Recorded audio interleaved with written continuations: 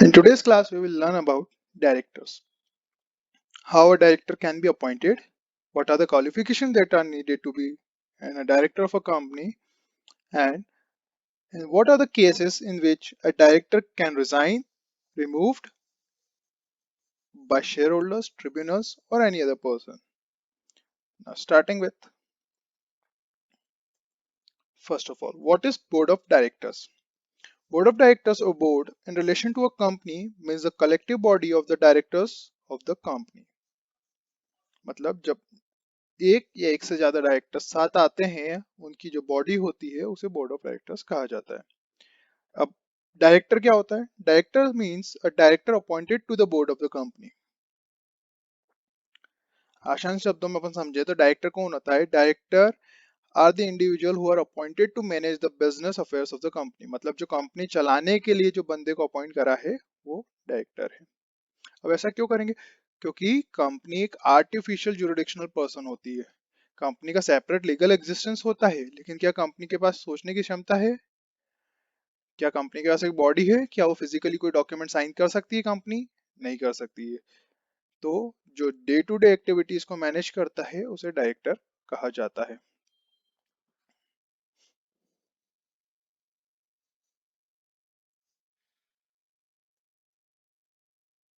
Now, अगला है, हर company में कितने डायरेक्टर होने चाहिए?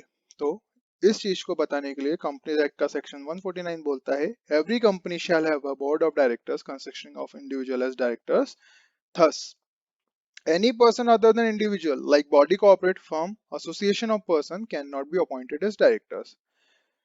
ये सेक्शन बोलता है कि एक कंपनी में जो डायरेक्टर होगा वो खाली एक इंडिविजुअल हो सकता है। कोई भी firm, association of person, body corporate या कोई भी एक दूसरा फर्म हो गई, कोई दूसरी कंपनी हो गई, ये कंपनी में एज अ डायरेक्टर के रूप में नहीं आ सकते। भले ही इसे जगह जगह एज अ पर्सन काउंट करा गया है, लेकिन इन्हें डायरेक्टर नहीं बनाया जा सकता। एग्जाम्पल के लिए मान लो राम और श्याम दो इंडिविजुअल है, उनकी एक फर्म है राम एंड श्याम कंपनी। तो राम और Shyam as a individual director बन सकते हैं कंपनी में, लेकिन राम एंड श्याम कंपनी जो है उसे डायरेक्टर नहीं बनाया जा सकता। नेक्स्ट, ये सेक्शन बताता है कि मिनिमम कितने डायरेक्टर एक कंपनी में होने चाहिए। मिनिमम डायरेक्टर जो है पब्लिक कंपनी में 3 हो सकते हैं, 3 होंगे मिनिमम। प्राइवेट कंपनी में 2 होंगे, 1 पर्सन कंपनी में 1 होगा। मिनिमम इतने होने चाहिए, इससे कम नहीं हो सकते। मैक्सिमम नंबर ऑफ डायरेक्टर्स 15 है, लेकिन अगर आपको ज्यादा नंबर ऑफ डायरेक्टर्स रखना है तो आपको एक स्पेशल रेजोल्यूशन पास करना पड़ेगा और आप 15 से ज्यादा डायरेक्टर रख सकते हैं। Next, women director. Women director क्या हुआ है? अब हर कंपनी जो कि एक लिस्टेड कंपनी है या फिर ऐसी पब्लिक कंपनी जिसका paid up share capital 100 crore rupees और मोर, मतलब 100 करोड़ या उससे ज्यादा, या फिर टर्नओवर ऑफ 300 करोड़ रुपीस और मोर, टर्नओवर उसका 300 करोड़ या उससे ज्यादा हो, दोनों में से अगर एक भी कंडीशन फुलफिल हो जाती है और वो पब्लिक कंपनी है, तो उसे एक वुमेन डायरेक्टर रखना है। हर लिस्टेड कंपनी को तो रखना ही है, लेकिन जो पब्लिक कंपनी जो लिस्टेड नहीं है, अगर उनका 100 करोड़ से ज्यादा, 100 करोड़ या उससे ज्यादा पेड अप शेयर कैपिटल है और 300 करोड़ या उससे ज्यादा का टर्नओवर है, इन दोनों में से कोई सी भी कंडीशन फुलफिल होती है तो उन्हें वुमेन डायरेक्टर रखना है। अब न्यूली इनकॉर्पोरेटेड कंपनीज में क्या होगा? आज ही के दिन मैंने, ऐसा जरूरी नहीं कि मैं पहले दिन से ही बना दूं, इसलिए क्लॉज दिया गया है कि जिस दिन कंपनी बनी है उसके 6 मंथ्स के अंदर अंदर आपको ये वुमेन डायरेक्टर अपॉइंट कर लेना चाहिए, अगर आपकी कंपनी लिस्टेड कंपनी है या फिर paid up share capital 100 crore से ज्यादा है, क्योंकि टर्नओवर तो पहले साल आएगा नहीं आपका, है ना। अब अगर मान लो वैकेंसी हो जाती है, वुमेन डायरेक्टर किसी कारण से रिजाइन कर देता है, उनका रिमूवल हो जाता है या किसी कारण से डिस्क्वालीफाई हो जाती है, तो जिस दिन उनकी वैकेंसी होगी उसको भरना पड़ेगा। एक बात ध्यान रखना, जब भी कोई डायरेक्टर का ऑफिस वैकेंट होता है उसे भरा जाता है। अगर मिनिमम नंबर ऑफ डायरेक्टर्स या फिर जो क्राइटेरिया दिए हुए हैं कि एक इतने इंडिपेंडेंट डायरेक्टर होना चाहिए, इतने वुमेन डायरेक्टर होना चाहिए, अगर वो सब क्राइटेरिया फुलफिल नहीं हो रहे हैं और ऑफिस वैकेंट हो गया है तो आपको वो ऑफिस भरना पड़ेगा हाथों हाथ। एक टाइम लिमिट दी जाती है, उसके अंदर भरना पड़ेगा। तो अगर ऐसा वैकेंट हो गया है तो the board of directors shall fill at the earliest but not later than the immediate next board meeting or 3 months from the date of such vacancy whichever is later। मतलब अगर आज उनने पोस्ट छोड़ी है, आज मान लो 22 तारीख है, 22 मई, जून, जुलाई, अगस्त, 22 अगस्त के पहले या फिर next board meeting whichever is later, उसके पहले पहले आपको ये पोस्ट भरनी पड़ेगी। अगला है रेसिडेंट डायरेक्टर।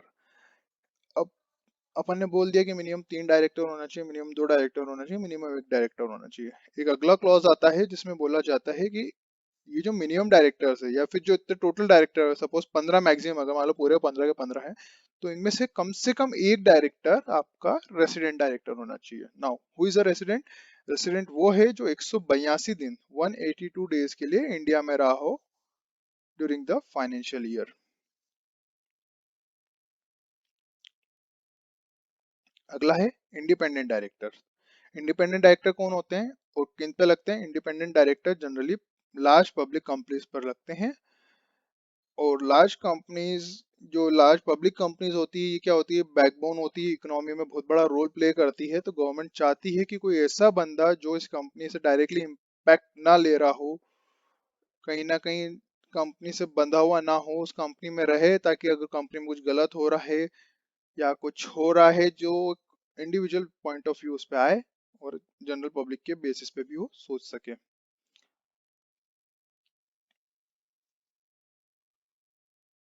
अगला जो आपका काम का है वो executive and non executive executive directors है। द बोर्ड ऑफ डायरेक्टर में comprise of both executive and non executive directors.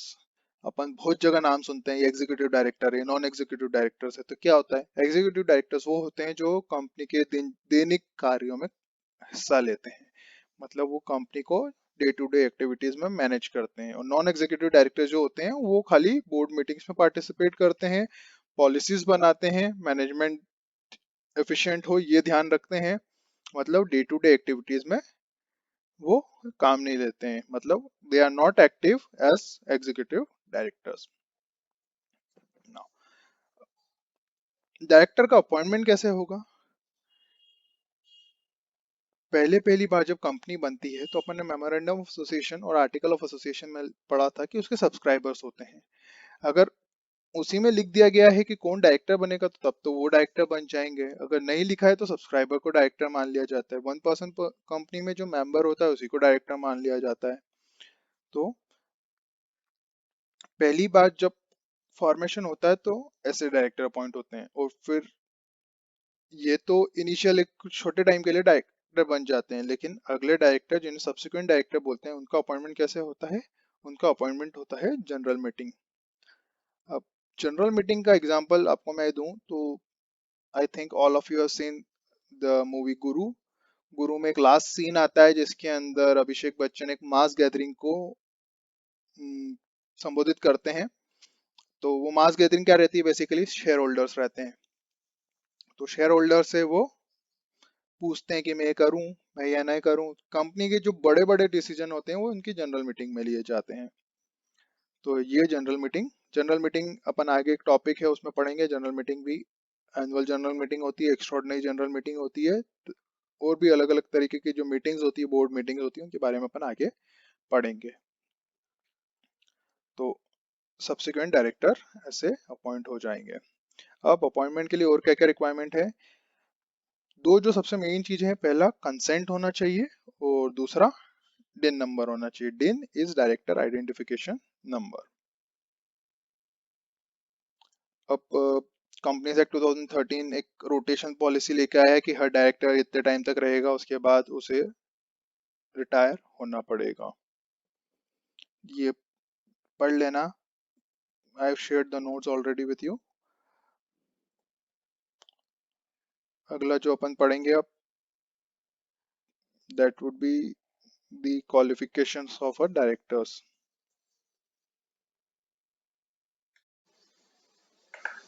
Now duties of a director.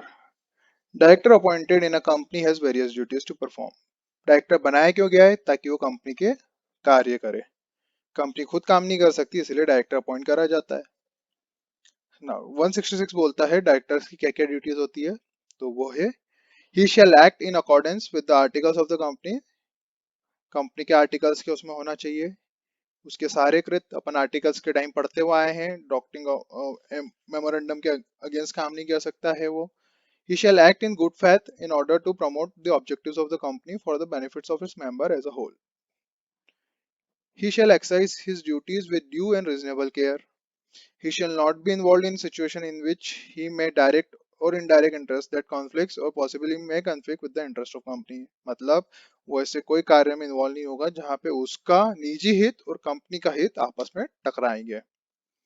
He shall not achieve any undue gain or advantage either to himself, to his relatives, partner or associates. Company से कोई ऐसा काम नहीं करेंगे जिससे कोई undue advantage वो खुद, उनके फैमिली मेंबर्स, उनके रिलेटिव्स, पार्टनर्स, एसोसिएट या किसी को भी दे। He shall not assign his office or any assignment so made it shall be void. मतलब वो अपना कार्य किसी को डेलीगेट नहीं करेंगे, जो काम उन्हें दिया गया है वो काम वही करेंगे। अब इसकी पनिशमेंट क्या है, हर जगह पनिशमेंट लिखी गई है, कुछ नहीं करोगे तो 1 लाख से लेकर 5 लाख तक आपको जुर्माना लगेगा। और क्या ड्यूटीज होती है, to file various document, ROC, companies act, income tax act, GST, सब जगह कुछ ना कुछ डॉक्यूमेंट फाइल करते रहने पड़ते हैं, तो उसकी रिस्पॉन्सिबिलिटी डायरेक्टर्स की है। टू कन्वीन जनरल मीटिंग्स, समय समय पर annual general meeting, extraordinary general meeting need to be done by companies, तो उसको कन्वीन कौन करेगा, डायरेक्टर्स करेंगे। To attend board meetings, director बनाया है, बोर्ड का मेंबर है, तो बोर्ड मीटिंग्स अटेंड करनी पड़ेगी उन्हें। आगे अपन पढ़ेंगे कि अगर 12 महीने तक आप बोर्ड मीटिंग अटेंड नहीं कर रहे हो तो आप डायरेक्टर की पोस्ट आपको ऑटोमेटिकली वेकेट करनी पड़ेगी।